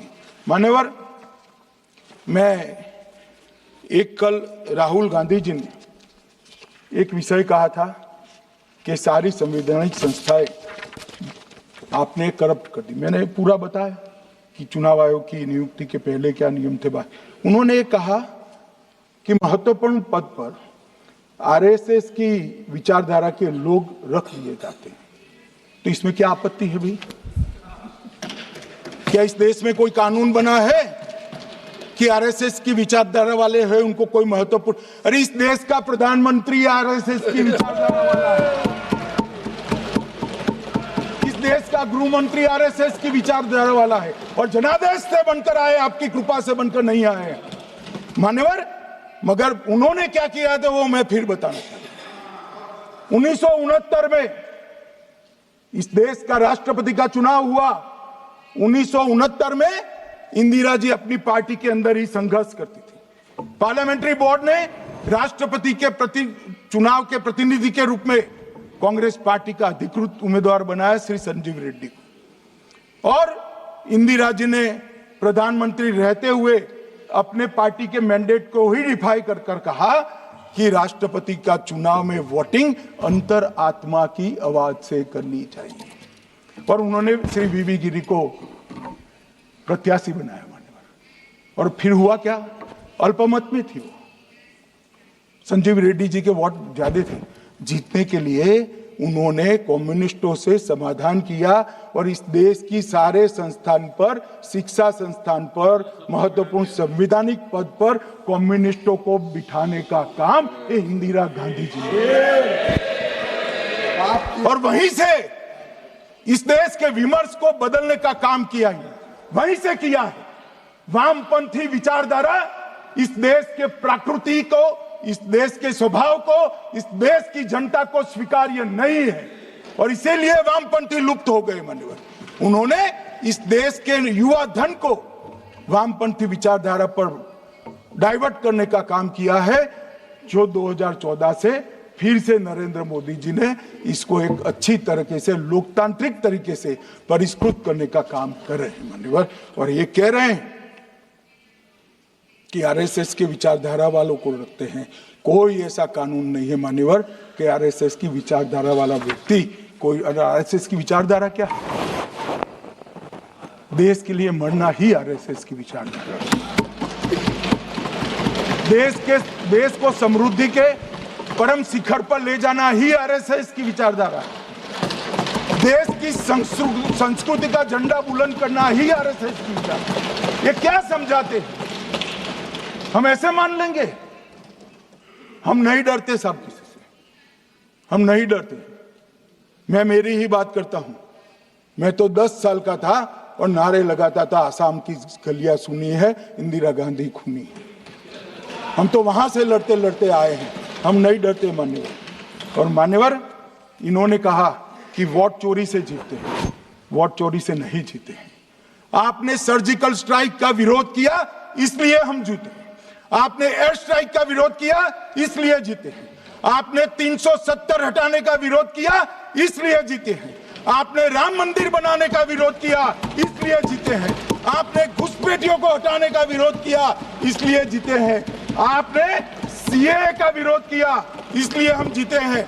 आपने ट्रिपल तलाक हटाने का विरोध किया, इसलिए जीते हैं। और आप 1 नेशन 1 इलेक्शन का विरोध कर रहे हो, इसलिए हम फिर से जीते हैं मान्यवर। 60 करोड़ गरीबों के घर में इस देश के प्रधानमंत्री जी ने घर पहुंचाया, गैस पहुंचाया, पानी पहुंचाया, शौचालय पहुंचाया, 5 किलो अनाज मुफ्त पहुंचाया और 5 लाख तक की दवाइयां मुफ्त कर दी। क्या समझते हैं कि वोट चोरी कर जीते हैं? इस देश के इंफ्रास्ट्रक्चर को 40 साल देख लीजिए और हमारे 11 साल देख लीजिए, इंफ्रास्ट्रक्चर को 3 गुना बढ़ाने का काम हमारे प्रधानमंत्री नरेंद्र मोदी, और इसलिए जनता हमें जिताती है। और मैं तो अभी भी कहना चाहता हूं, चले गए हैं मान्यवर, मैं अभी भी कहना चाहता हूं, यार कांग्रेस पार्टी तुझे टिकट तो देती नहीं है मान्यवर। मैं अभी भी कहना चाहता हूं, एसआईआर का विरोध करोगे तो बिहार की जगह बंगाल और तमिलनाडु में भी साफ मान्यवर। इस 140 करोड़ की जनता का जनादेश ईश्वर का आदेश होता है। हमारे यहाँ तो कहते हैं ना कि जनता ही जनार्दन है, तो जनता का फैसला श्री कृष्ण का फैसला होता है, जनार्दन का फैसला। और वो जनता के फैसले को ये लोग वोट चोरी इस तरह की भाषा का प्रयोग करते हैं। जनता देख रही है, जनता आंख मूंद कर नहीं बैठी मान्यवर। मैं तो धन्यवाद करना चाहूंगा हमारे पार्लियामेंट्री अफेयर्स मिनिस्टर का कि इन्होंने तो एक अलग रास्ता कर एसआईआर पर चर्चा कर ली। वरना इनका झूठ एक तरफा जनता में जा रहा था। आज आपने भी मुझे इतना विपुल मात्रा में समय दिया, जरूरत पड़ी वहाँ प्रोटेक्शन भी दिया, मुझे संरक्षण दिया, इसलिए मैं आपका भी धन्यवाद करना चाहता हूँ। और अंत में फिर से एक बार श्री राहुल गांधी के भाषण लिखने वालों को कहना चाहता हूँ कि तथ्य ढंग से ढूंढ कर लिखे, इनकी यहाँ पर तकलीफ होती है।